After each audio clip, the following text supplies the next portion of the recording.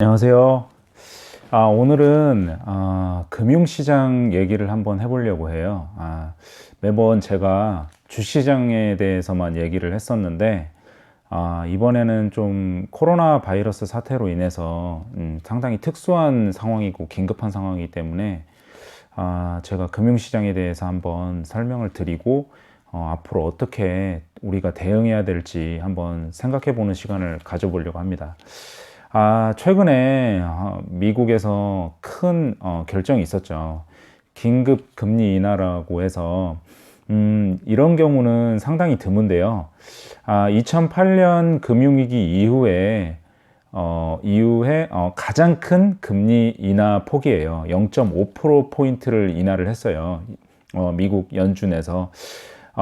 이렇게 갑자기 긴급하게 금리 결정을 한 거는 상당히 이례적인데요. 원래 연준은 한 달에 한 번 정도 이제 우리나라로 따지면은 금융통화위원회 같은 연준을 연방준비은행에서 연방공개시장위원회라고 하는 FOMC라는 회의를 열어요. 그 회의에서 각 연방 그 은행들, 그러니까 미국은 연방제잖아요. 그래서 연방은행장들이 모여서 이제 그 투표를 하거든요. 그래서 이제 금리 인하라든지 뭐 금리 인상이라든지 그런 결정을 하거든요. 근데 이번엔 이례적으로 긴급 금리 인하 결정을 한 거예요. 이건 상당히 별로 없는 일이에요. 그래서 한번 다뤄볼까 합니다. 어쨌든 1.5%에서 1.75% 사이인 미국 기준금리를 0.5% 인하해서 1.0에서 1.25%로 금리 인하를 결정했습니다. 3월 17일에서 3월 18일에 FOMC가 열리는데 이때 또 한 차례 금리 인하를 결정하려고 해요. 이번에 기조로 봐서는 파월 그 연방 준비제도 이제 그 이사의 수장이죠. 그 수장이 얘기를 하는 걸로 봐서는 또 금리 인하를 할 것 같아요. 그리고 또 연말까지 이제 금융시장 전문가들은 0.0에서 0.25% 정도까지 거의 제로금리 수준으로 금리 인하를 결정할 거라고 페드에서 결정할 거라고 예상을 하고 있어요.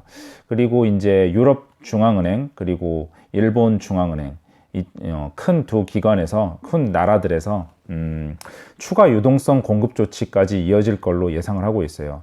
지금 금융시장에는 상당히 유동성이 넘치고 있습니다. 이렇게 아무래도 코로나 바이러스로 인해서 경기가 상당히 하강할 걸로 이제 어떤 위험 신호가 감지가 되기 때문에 전 세계 금융 통화 이런 정책들이 상당히 그 유동성을 시장에 공급하는 방향으로 흘러가고 있어요. 그러면은 우리 주식 투자자, 지금 투자자잖아요. 저희는 어떤 결정을 내려야 될까? 여기에 대한 고민이 필요한 시점이죠. 과거에 한번 흐름들을 본다면, 금리 인하 초입에는 주시장이 좋을 수가 없어요. 왜냐? 채권 가격은 금리와 반대의 상관관계를 가지고 있어요. 그거는 이제 그냥 외우시면 돼요. 어떤 이론적인 설명을 할 수도 있지만 그냥 쉽게 그냥 외우셔도 돼요. 이거는 채권 가격과 금리와는 반대다. 그러면 지금 금리는 인하되고 있죠. 그러면 채권 가격은 올라가고 있죠. 여러분들이 채권과 주식을 선택할 수가 있는데, 그러면 이런 상황에서는 채권을 선택하시는 게 나은 결정이 되겠죠.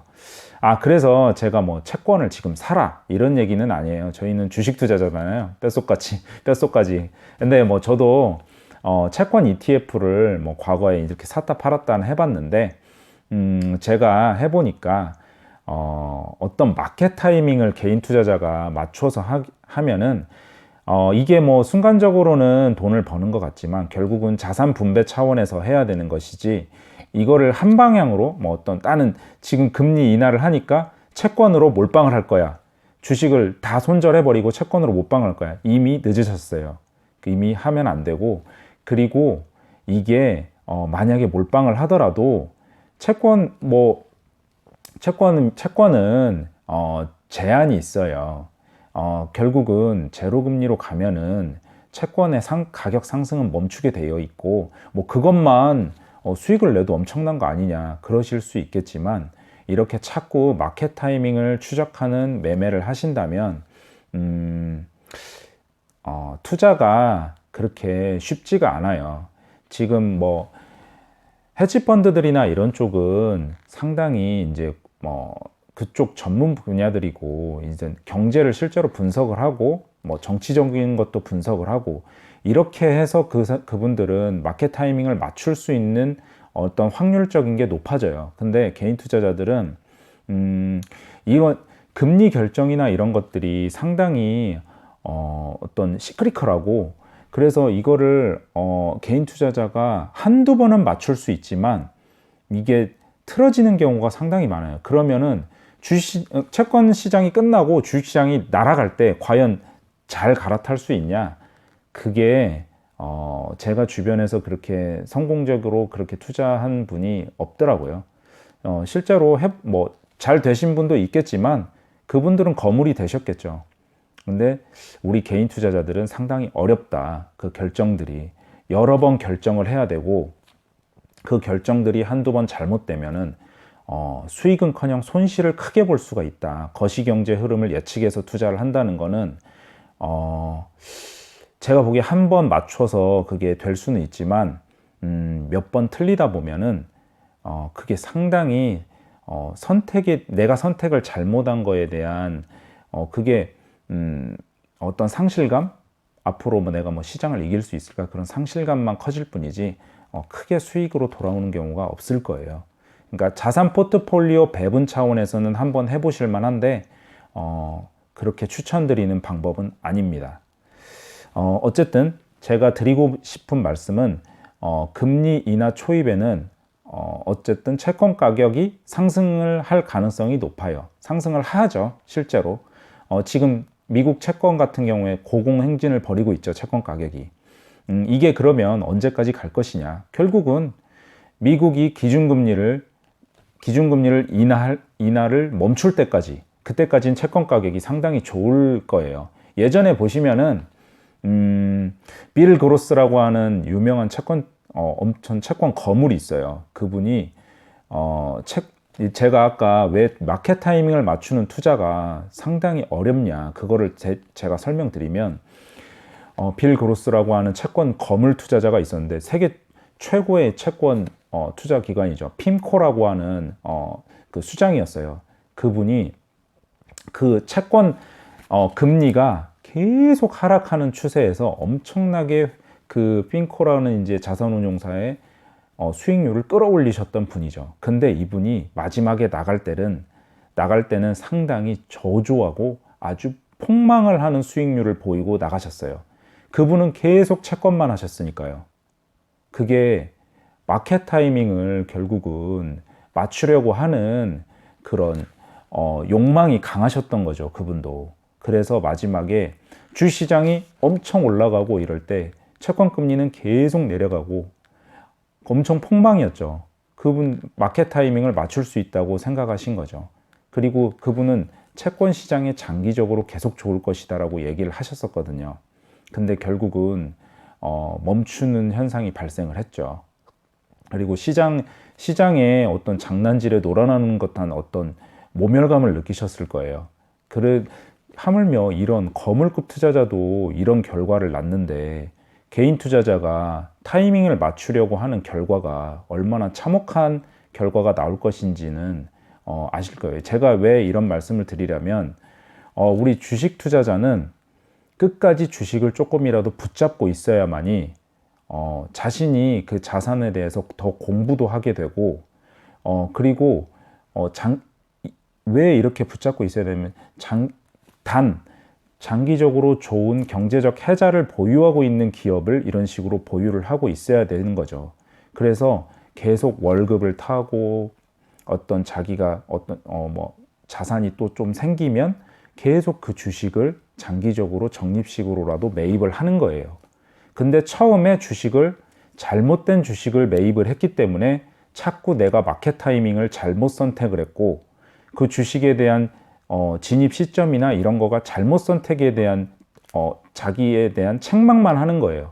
그거는 자기가 마켓 타이밍을 잘 맞추고 못 맞추고가 관련이 있는 게 아니라 본인이 선택한 주식이 잘못된 주식을 선택했기 때문이에요. 그 주식을 선택을 할 때 처음부터 어떤 경제적 혜자가 있는 기업을 선택을 해야 돼요. 이를테면은 경기가 뭐 나빠지는 거나 좋아지는 거 이런 거하고 여부하고 상관없이 언제나 잘 될 수 있는 기업을 선택해야 되는 거죠. 이를테면 루이비통 같은 경우에 경기가 안 좋아진다고 해서 부자들이 명품 소비를 줄일까요? 아니죠. 뭐 또 경기가 좋아지면은 부자들이 명품 소비를 더 늘리겠죠. 오히려 신흥부자들이 나오니까요. 또 그런 거하고 이제 그런 거를 한번 생각해 보는 거예요. 브랜드 가치가 강력하고 또 뭐 한편으로는 경기가 나쁘다고 뭐 항암제를 덜 먹을 수 있을까요? 경기가 또 좋다고 항암제를 뭐 더 많이 먹진 않겠지만 그런 식으로 한번 생각을 해보는 거예요. 뭐 게임도 마찬가지죠. 경기가 안 좋으면은 오히려 게임을 또 더 하는 경향도 있죠. 그리고 경기가 좋으면은 뭐 현질을 더 하겠죠. 그래서 게임 회사들은 브랜드 가치가 있고 어떤 충성 고객이 있는 게임 회사들은 경기가 안 좋다고 실패할 일이 없겠죠. 이런 식으로 처음부터 진입 시점 처음부터 아주 경제적 혜자가 있는 그런 강력한 브랜드를 가지고 있는 기업들을 한번 선택해 보는 거예요. 그래서 여러분들은 지금 어떤 선택을 하셔야 되냐 여기에 대한 고민을 많이 하실 시점이라 제가 이런 말씀을 드리는 거고요. 그러면 어떻게 해야 되냐? 금리 상승 초입에는 장기적으로 이제 공격적인 주식 투자자, 그러니까 나는 주식으로 끝장을 보겠다 하는 그런 투자자는 분할 매수하기에 상당히 좋은 시점이에요. 왜 그러냐면 주시장이 상당히 불안정하거든요. 가격 흐름도 좋지 않고 하락 추세로 이제 지지부진하게 움직일 때예요. 그래서 장기적으로 좀 나는 주식을 많이 모아봐야 되겠다. 나는 지금 현금이 많다. 또는 나는 이제 월급이 지금 좀 잘 나오고 있고 내가 뭐 직장에서 잘릴 위험도 없고 나는 주식을 계속 사고 싶다. 이런 분들은 지금 주시장에 진입하기가 상당히 좋은 시기예요. 그래서 여러분들은 지금 어찌 보면은 상당히 행운이죠. 주시장에 진입하고 싶어하는 신규 투자자들은요. 그리고 이제 반면에 나는 단기적인 하락도 싫다. 어떤 변동성 자체가 싫다. 그러신 분들은 근데 주식 투자는 하고 싶다. 그러신 분들은 채권이나 금을 포션에 이제 자기 포트폴리오에 일정 부분만 편입하세요. 한 30% 정도만. 그러면서 주식을 모아가시면 되는 거죠. 그러면 이제 어느 정도 하락이 방어가 되겠죠. 이래서 이거는 자기의 투자 성향에 따라서 결정을 해야 되는 거예요. 저는 좀 공격적인 주식 투자자라서 공격적이라고 해서 좀 뭐한데 저는 주식을 좀 우량한 회사들을 많이 모아가면서 이제 투자하는 스타일이거든요. 이제 많이 모아서 나중에 이제 수익을 좀 누리는 거죠. 그래서 여러분들도 지금 상당히 시장이 혼탁한데 이런 상황 속에서 원래 기회가 나오는 거예요. 위기는 기회다라고 하는데 지금이 딱 그때예요. 그러니까 제 뷰는 상당히 이 코로나 바이러스가 이제 없어지기 전까지는 시장은 상당히 혼탁할 거다. 그리고 금리는 계속 인하되고 유동성 공급이 많아질 거다. 그렇지만 이 위기가 끝나면은 주시장이나 뭐 이런 쪽이 상당히 우량한 회사들 위주로 폭등장이 한번 나올 것이다. 이게 제 시각이거든요. 그래서 여러분들은 이제 어떤 선택을 할 건가는 여러분들이 결정하는 거고요. 오늘 이 시간에는 제가 시장에 대한 제 뷰를 한번 잘 표현을 해봤습니다. 그래서 지금 시장이 참 어려운데 현명한 선택을 하시길 바랍니다. 감사합니다.